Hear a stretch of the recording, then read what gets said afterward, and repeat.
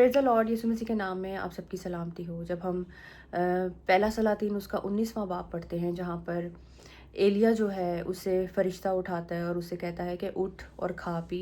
और एलिया को वो 2 दफ़ा उठाता है और एलिया खाता है, और एलिया में इतनी जान आती है कि वो 40 दिन 40 रात का सफ़र करके हुरब के पहाड़ पर पहुँचता है और वहाँ पर एक गार में जाकर टिक जाता है। और वहाँ पर खुदा उससे सवाल करता है कि एलिया तू यहाँ क्या करता है? और फिर वहाँ पर एक आंधी आती है। एलिया को ये मालूम होता है कि इस आंधी में खुदा नहीं है।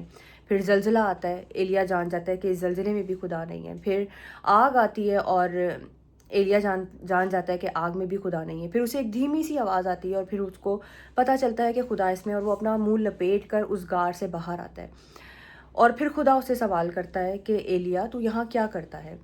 क्यों मैं आपको ये सब बता रही हूँ कि कई दफ़ा हम डर से, कई दफ़ा हम किसी भी चीज़ को लेकर ऐसी जगहों पर चले जाते हैं, खुदा से दूरी बना लेते हैं जहाँ पर खुदा हमसे बात नहीं कर सकता। खुदा को आपको बरकत देने के लिए, खुदा को आपको बढ़ोतरी देने के लिए, या खुदा आपसे बात करे, उसे आपको उसके माहौल में लेके जाना पड़ता है। यानी कि आपको खुदा की हजूरी में जाने की ज़रूरत है।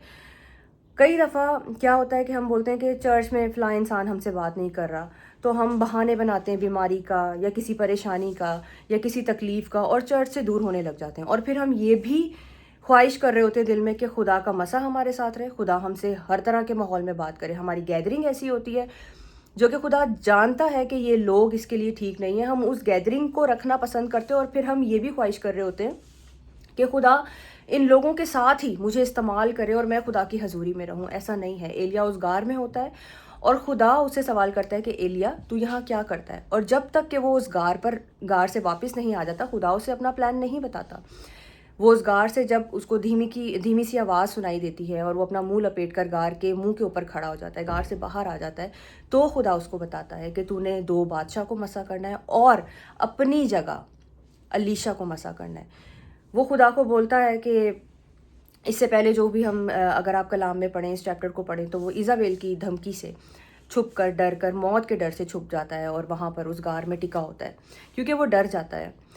तो एलिया, अगर देखें, हम सीधे लफ्ज़ों में देखें, अगर एलिया खुदा को कहता है कि भाई मैं डर गया हूँ और मैं अब मज़ीद नहीं रह सकता यहाँ पर, तो बेहतर है कि तू मुझसे मेरी ज़िंदगी ले ले, तो खुदा कोई उसके लिए रोता नहीं है।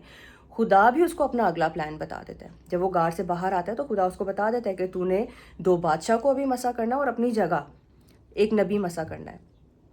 एलिया को खुदा इतनी हिम्मत ज़रूर देता है कि वो उसका प्लान सुने और उसकी मर्ज़ी पे पूरा उतरे। हम बड़े फ़ख्र से कहते हैं कि भाई खुदावंद तेरी मर्ज़ी मेरी ज़िंदगी में पूरी हो, लेकिन जब खुदा उन लोगों को, जिनकी गैदरिंग शायद हमें अच्छी लग रही होती है लेकिन हमारे लिए अच्छी नहीं होती, जब खुदा उन लोगों को हमारी ज़िंदगी से निकालता है तो हमें बुरा लगता है।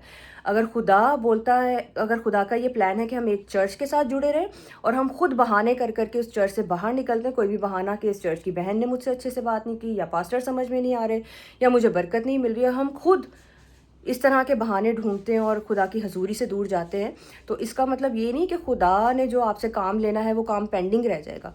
खुदा किसी और को चुन लेगा, क्योंकि खुदा किसी का मोहताज नहीं है।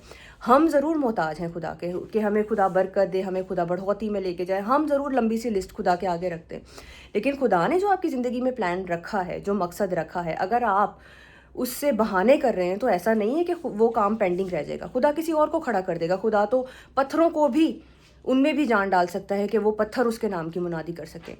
सो ऐसे बहाने, ऐसे एक्सक्यूज़ेस बना के खुदा से दूर होने की ज़रूरत नहीं है। ज़रूरी नहीं है कि अगर आपको कोई इंसान समझ में नहीं आ रहा तो आप खुदा के चर्च से दूर हो जाए, खुदा के घर में आना छोड़ दें। ऐसा नहीं है। खुदा कभी भी आपको उस माहौल में बरकत नहीं दे सकता, या कभी भी आपसे ऐसे माहौल में बात नहीं करेगा जहाँ पर वो नहीं चाहता कि आप जाएं।